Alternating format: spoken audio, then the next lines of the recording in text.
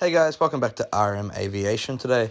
Today we'll be discussing the crash of American Airlines Flight 191, which remains one of the most significant tragedies in aviation accidents in aviation history, not only because of the catastrophic loss of life, but also due to the critical lesson learned in aircraft design, maintenance, and safety procedures. The incident brought to light serious flaws in the aircraft's engine mounting system, maintenance protocols, and pilot emergency procedures, all of which had profound impacts on the aviation safety in the years that followed the accident. So here's a detailed overview of the accident. The aircraft and flight profile. The aircraft type was a McDonnell Douglas DC-10-10, a wide-body twin-engine jetliner that was popular for long-haul flights. The DC-10 was known for its spacious design and was widely used by main airlines, including American Airlines. Aircraft history. The DC-10 had been in service for several years by 1979, and American Airlines had a significant fleet of these aircraft. The plane involved in the crash was about 11 years old at the time of the accident.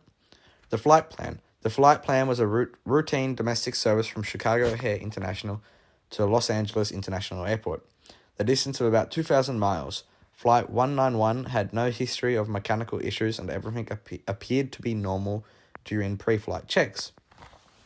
Engine separation and the catalyst for the disaster. Shortly after takeoff at 3:02 p.m., Flight 191 experienced a catastrophic engine failure. The left engine number 1, detached from the left wing of the aircraft as the aircraft was climbing out. The separation was caused by the failure of the engine pylon, the structure that attaches the engine to the wing. The pylon was meant to be the bearing weight and thrust of the engine, but due to maintenance error had failed during the flight. How the failure happened. The pylon-mounted bolts were improperly torqued during the routine maintenance when the engine had been removed for servicing. This improperly torqued bolt created stress on the pylon, which led to fatigue fractures that went undetected during inspection. As the aircraft climbed, these stress fractures weakened the pylon until it failed at a critical moment. The engine was pulled from the wing, leaving a large hole in the fuselage and causing severe damage to the hydraulic lines, which are essential for controlling the aircraft. Consequences of engine separation. The left engine detached and struck the fuselage, causing extensive damage to the hydraulic systems. Hydraulics are used to control essential flight surfaces like ailerons, used to control roll, and elevators used to control pitch, and the rudder used for yaw control. With these critical systems compromised, the pilots were left with no means to control the left wing and balance the aircraft. The aircraft's stability was compromised, and the loss of hydraulic pressure meant that the pilots were essentially fighting a losing battle with the aircraft that was increasingly difficult to control. Flight crew response and struggles.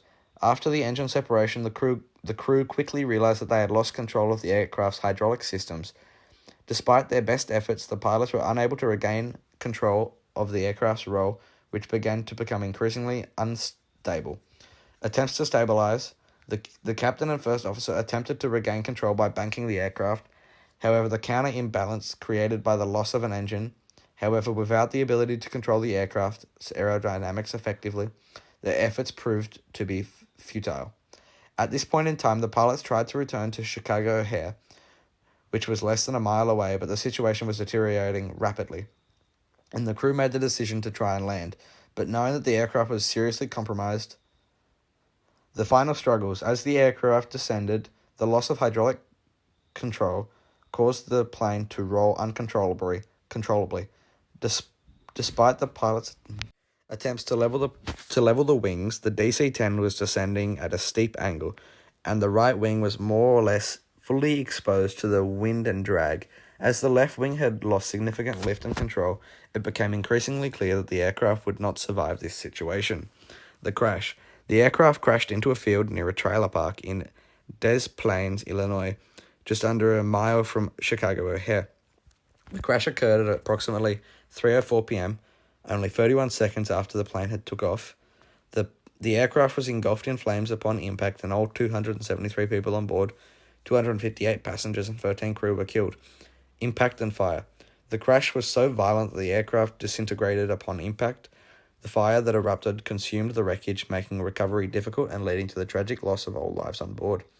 Investigation and findings, the root cause. The National NTSB Board, or National Transport Safety Board, investigated into Flight 1919. Focused on multiple areas to determine the cause of the crash, the findings were significant in terms of both design and maintenance failures, leading to a series of recommendations to prevent similar accidents in the future. Key findings: 1. Engine pylon failure to maintenance error. The primary cause of the crash was found to be failure to the left engine pylon, which had been traced back to improper maintenance procedures. Specifically, the pylon mounting bolts were incorrectly torqued during the previous maintenance cycle, causing fatigue fractures that weakened the pylons over time. This issue was not identified during regular inspections, and improperly torqued bolts were a direct violation of maintenance procedures.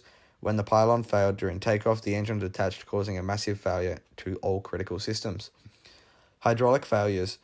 With the engine detached, the aircraft's hydraulic systems were damaged beyond repair. The loss of hydraulic control over the left wing and the critical factor that made the aircraft uncontrollable. The DC-10 lacked redundancies in its hydraulic systems, meaning that when one hydraulic system was compromised, the aircraft could not safely be controlled. The failure exacerbated the situation, preventing the pilots from stabilizing the plane. Aircraft design flaws. The investigation also raised concerns about the design of the DC-10. While the aircraft was generally considered safe, the attachment system for the engine pylons was identified as a major weakness. The pylons designed in the way it was mounted to the wing did not allow for sufficient structural integrity to withstand the stress encountered during the flight if maintenance was not done properly. Although the DC-10 was widely used and a successful aircraft, the loss of a critical engine in flight, particularly one mounted in the manner of the DC-10, presented a design vulnerability that had not been fully appreciated before the accident. 4. Pilots' response and training. While the pilots of Flight 191 acted quickly and competently, their efforts were hindered by the total loss of control over one wing of the aircraft. The NTSB acknowledged that the training for handling hydraulic failure and unusual flight situations was not comprehensive as it should have been. The accident emphasizes the need for improved emergency response protocols and pilot training for scenarios involving complete hydraulic system failure and engine separation. Safety improvements and the aviation industry impact. The aftermath of Flight 191 had lasting consequences on the aviation industry, resulting in significant improvements in both aircraft design and maintenance practices. Changes to the engine pylon design. The NTSB finding prompted major revisions in the design of the engine pylon mounting system in the DC-10. The engine mounting system was modified to ensure better structural integrity and to prevent the pylon separation in the event of maintenance failure.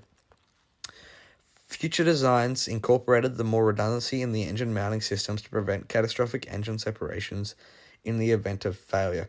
Stricter maintenance and inspection protocols. Maintenance procedures were significantly raised to ensure that the engine pylon attachment bolts were properly torqued and regularly inspected at any signs of stress or wear.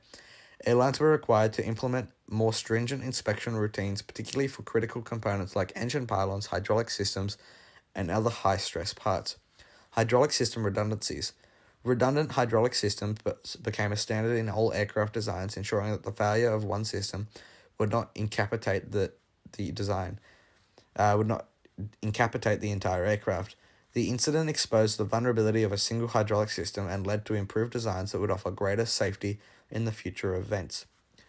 Improved pilot training. Following the crash, pilot training programs were overhauled, include more extensive situations and simulations and procedures for handling scenarios with engine separation, hydraulic failure, and loss of control. Training also became more focused on handling emergencies where pilots might be forced to fly an aircraft with significant damage or loss of control over flight surfaces. Aircraft certification and safety requirements. The FAA, or Federal Aviation Administration regulators, were revised to ensure that aircraft manufacturers complied with the rigorous safety standards regarding maintenance and design. The DC-10 underwent further scrutiny by the FAA, and design modifications were made to improve the safety of aircrafts in the wide-body category. The legacy of Flight 191. The crash of American Airlines Flight 191 remains a somber milestone in the aviation history. while also a devastating tragedy. The lessons learned from the fundamental transformation of how an airline manufacturers and the aviation regulators approach aircraft design, maintenance, and pilot training. These changes contributed to making air travel significantly safer as the industry moved forward, with stronger safety practices, more robust regulatory framework, and a greater focus on redundancy and resilience in aircraft systems. I understand this video is a bit longer, but that is the end from me. Please have a safe afternoon or safe travel, or wherever you are, have a safe travels to wherever you may need to go. And please stay tuned for later episodes. Like and subscribe if you're interested. Thank you.